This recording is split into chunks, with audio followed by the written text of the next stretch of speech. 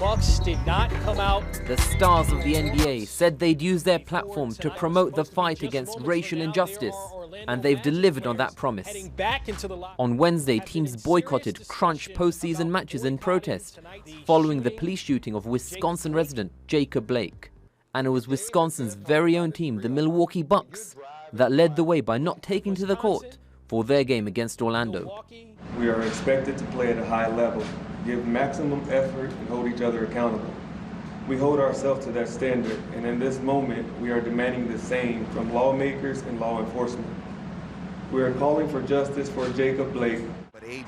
There are also reports that both LA teams, the Lakers and the Clippers, have voted to boycott the rest of the season, the biggest star in the game making his views very clear on Twitter. NBA franchises were joined by teams in the US's top women's basketball division who also refused to play, while matches in Major League Soccer were postponed due to player boycotts. 3 Major League Baseball games were also called off, front and center. But some players on teams that did play made their feelings very clear. I mean, yeah, it was a long day for me, so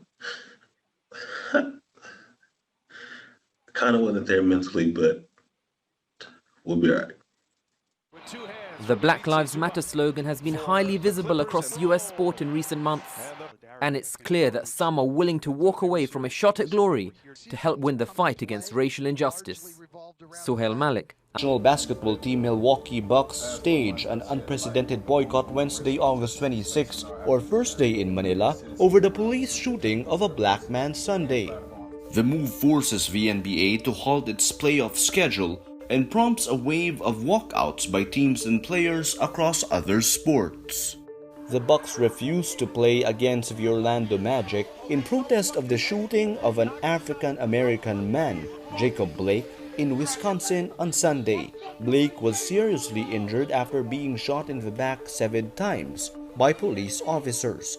Games scheduled for Thursday are also in doubt, as NBA players held an emergency meeting in Florida late Wednesday. The NBA postponements mark a dramatic escalation in the league's calls for racial justice in the months since the killing of unarmed black man George Floyd by Minneapolis police in May.